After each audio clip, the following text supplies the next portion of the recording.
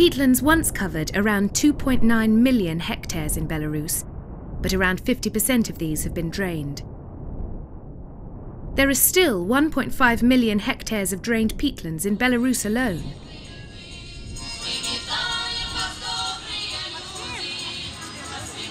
The peatlands are part of the Belarusian soul and the traditional way of life. We now understand better the importance of peatlands in terms of reducing greenhouse gas emissions within our atmosphere. This project is offering new and innovative methods of carbon trading in Belarus. I think Belarus is taking the lead, or is one of the leading countries in peatland restoration process. This is also mostly because the process of peatland drainage took place in our country fairly recently, only in mid of 20th century, when almost half of Belarusian peatlands have been drained, and this is a very fast process without proper justification, and now many sites are abandoned, are not used in agriculture or forestry, and this gives us this creates an urgent need for active restoration process. In recent years, a group of scientists have developed a method to assess greenhouse gas emissions from peatlands, both before and after rewetting. Observing these emissions is the scientific base for making the peatlands ecologically and economically viable.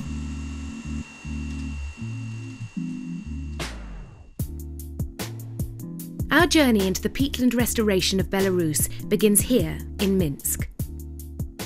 Меня зовут Micheal, я ландшафтный эколог, болотовед, и я изучаю обмен парниковых газов на болотах.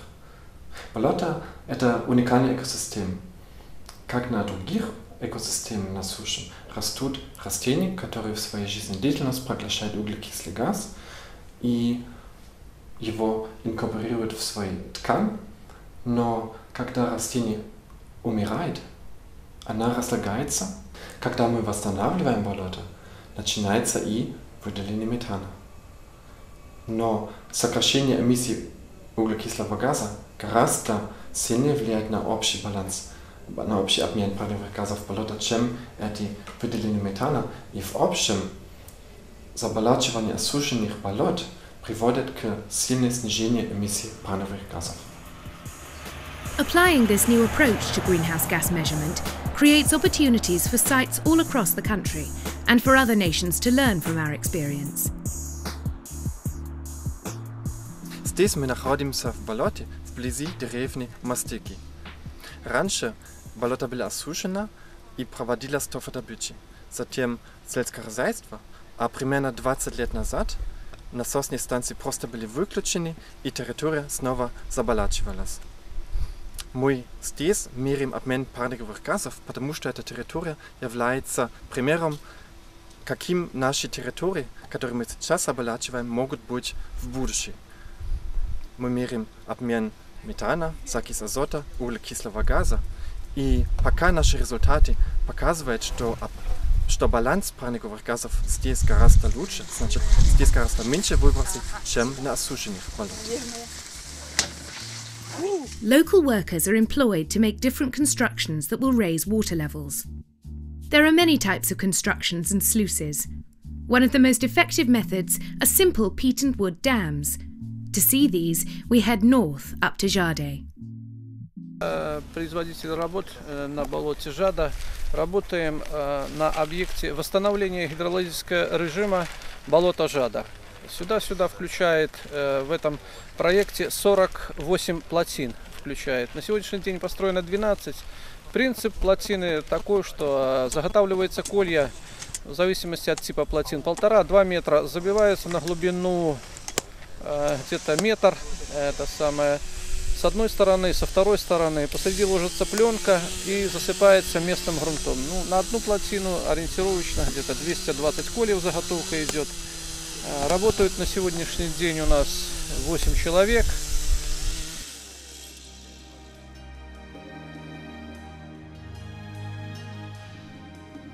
Once the restoration is initiated, the effects become immediately apparent. conditions begin to restore, allowing target species to flourish. Over 14,000 hectares of peatland have been rewetted through this project, with huge benefits to both biodiversity, carbon emissions and local communities. Another important aspect of the project is securing finance for the long-term management of the peatlands. My name is and I'm dealing with everything containing the word carbon in this project, so I'm the carbon module coordinator. We are trying to establish a system of sustainable peatland management, which will make it available to restore the nature, to restore the degraded peatlands, to sell the emission reductions from these peatlands, and to continue this process for a very long time.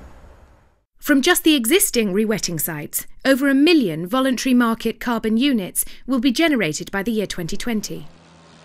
This new financial approach is supplemented by new sustainable management such as biomass offtake. Once the peatland is being depleted or the peat is extracted, in most cases the peatland would be rewetted. That's why I think that this work will be continued, and also when the people will gain,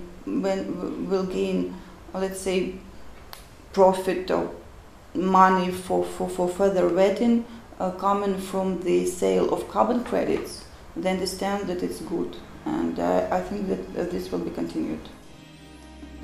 Having successfully completed this project, rewetting will be expanded to many more areas. The results speak for themselves. The Belarus experience is already proving of interest outside the country, with restoration projects being taken very seriously worldwide.